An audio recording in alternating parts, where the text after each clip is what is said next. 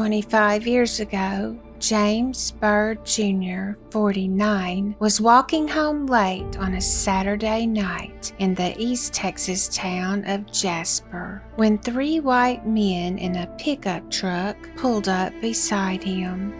In Jasper, the African-American man was well known and well liked. When the driver, Shawn Berry, offered to give Byrd a ride, he gladly accepted. After all, he had known the driver his entire life. What happened next shocked the entire town, the nation, and the world. Three white men from the Confederate Knights of the Ku Klux Klan dragged him to death in Jasper, Texas. Although John Bill King grew up in a loving Jasper home, his friends, family, and a pastor say a stint in the George Beto unit, a maximum security prison where he was sent for stealing, changed him. He met and befriended Lawrence Russell Brewer, a well-known white supremacist. After their release, King and Brewer returned to King's hometown as hardened, racist criminals. James Byrd Jr., a friendly and disabled man, happened to be walking home to his apartment that early Sunday morning on June 7, 1998. Shawn Berry, King's friend, was driving King and Brewer around in his truck and partying with them when they spotted Byrd. They pulled up next to Byrd and offered him a ride. James was acquainted enough with the driver Berry to accept the offer. It was a fatal error. Byrd, 49, accepted a ride from Shawn Berry, 23, Lawrence Brewer, 31, and John King, age 23, on June 7, 1998.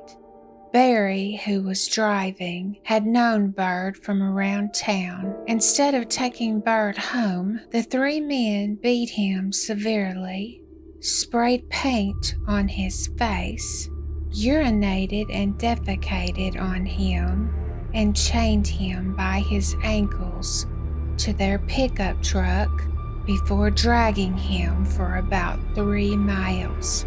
Berry allegedly slashed Byrd's throat before dragging him, according to Brewer. However, forensic evidence indicates that Byrd was attempting to keep his head up while being dragged, and an autopsy revealed that Byrd was alive during the dragging. Byrd died halfway through when his right arm and head were severed when his body collided with a culvert. While almost all of Byrd's ribs were fractured, his brain and skull were found intact, indicating that he was conscious. Berry, Brewer, and King dumped Byrd's mutilated body in front of an African American church before driving off to a barbecue.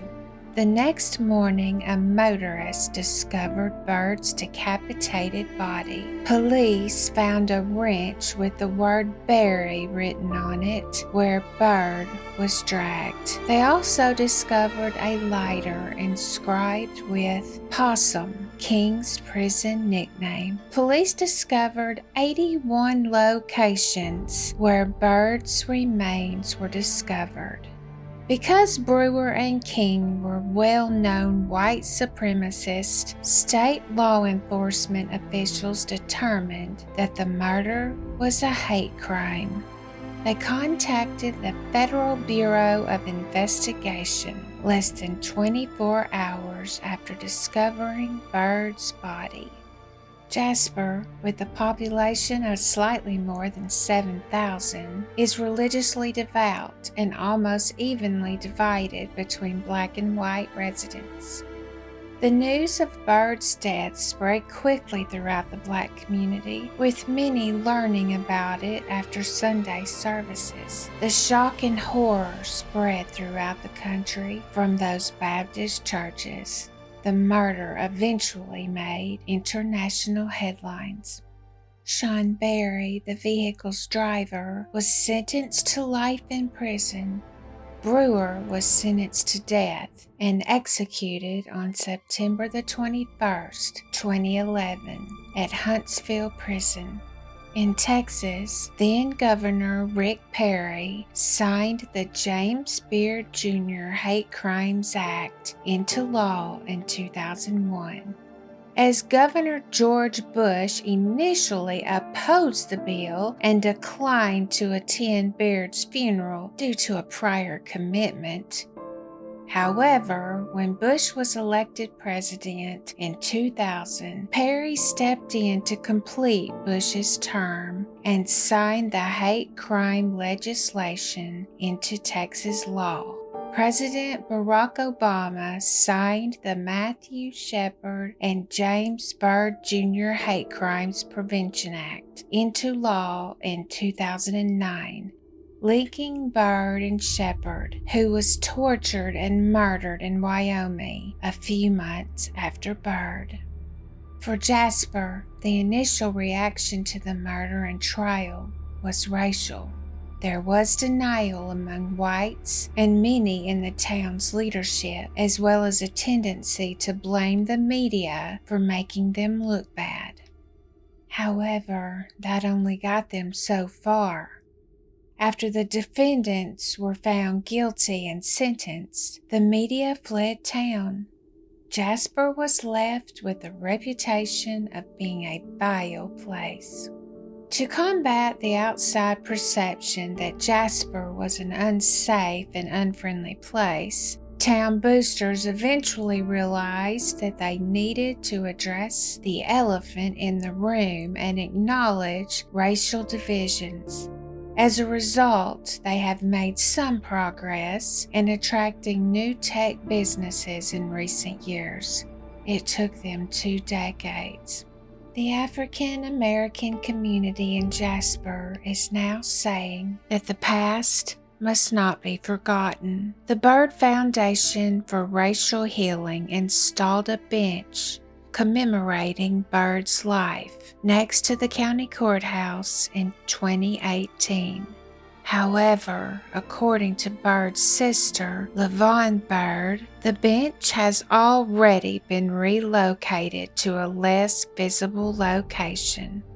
What is remembered and what is forgotten is usually determined by who is remembering and writing history. Some things have changed in Jasper. 10 years after James Byrd Jr. was dragged to death down a 3-mile stretch of the country road simply because he was black. At James Byrd Jr. Memorial Park, black and white teenagers can be seen playing basketball together. Blacks now constitute the majority of the city council. Ross Byrd, Byrd's only son, has been an outspoken opponent of the death penalty for his father's murderers, citing his Christian faith. And just as they were for Brewer's execution on September the 21st, 2001, James Byrd Jr.'s sisters were present for John William King's execution on April the 24th, 2019.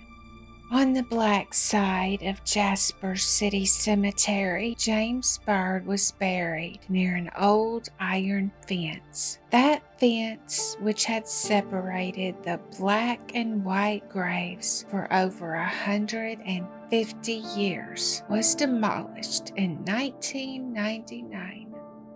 My heart goes out to the families that this happened to. I will not say I understand, because I do not. I am white and I have never been treated this way. But what I will say is that my heart goes out to you. and I will keep these kinds of stories alive on my channel. These stories will not be forgotten by time.